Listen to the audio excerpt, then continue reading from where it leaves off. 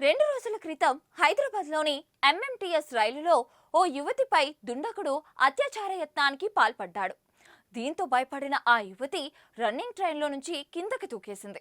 ప్రస్తుతం ఆ యువతికి యశోద హాస్పిటల్లో చికిత్స అందిస్తున్నారు. మరోవైపు జీఆర్పీ, ఆర్పీఎఫ్ పోలీసులు నిందితుడి కోసం గాలింపు చర్యలు చేపట్టారు.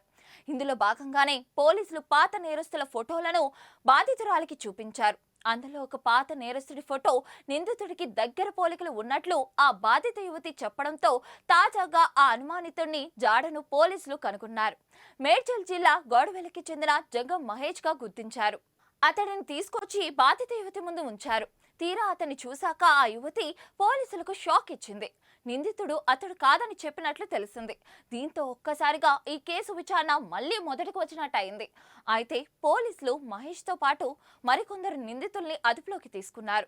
ఈ మేరకు తమదైన శైలిలో అన్ని స్టేషన్లలో పలు కోణాల్లో విచారిస్తున్నారు. నిందితుడు అల్వాల్ రైల్వే స్టేషన్ నుంచి ఎంఎంటీఎస్ ట్రైన్ ఎక్కినట్లు నిర్ధారించుకున్నారు. కానీ అతడు ఎక్కడ దిగిపోయాడు అనేది మాత్రం స్పష్టత లేదు. దీంతో పోలీసులు పలు బృందాలుగా ఏర్పడి నిందితుడి కోసం గాలింపు చర్యలు చేపట్టారు. పరిసర ప్రాంతాల్లోని సీసీ కెమెరాల ఫుటేజ్లను పరిశీలిస్తున్నారు.